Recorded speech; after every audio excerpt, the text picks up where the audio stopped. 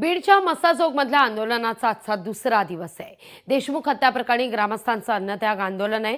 जोवर जिल्हाधिकारी येणार नाहीत तोवर माघार घेणार नाही असं ग्रामस्थ म्हणतायत। आम्ही आंदोलन स्थगित करणार नाही असा पवित्रा ग्रामस्थांनी घेतलेला आहे।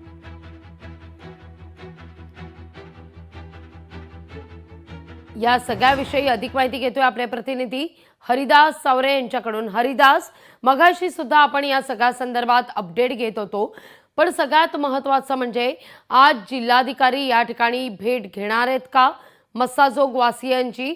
काय या सगळ्या संदर्भात अपडेट पोहोचतीये? जिल्हाधिकाऱ्यांशी काही संवाद झालेला आहे का?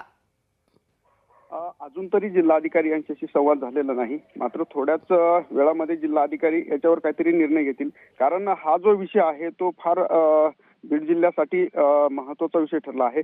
कारण एका सरपंचाची या ठिकाणी निर्गुणपणे हत्या करण्यात आलेली आहे आणि याविषयी जिल्हाधिकाऱ्यांच्या मनामध्ये भावना आहेत का नाही असं मत धनंजय देशमुख आणि या ठिकाणी गावकऱ्यांनी व्यक्त केलंय।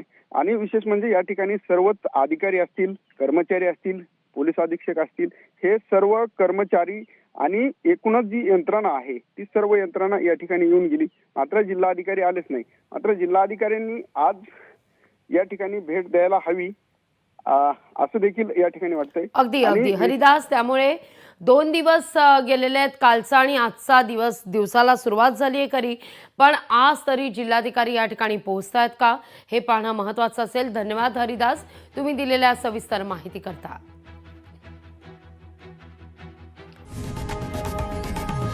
लोकशाही मराठी ऐका, पहा, जागरूक रहा।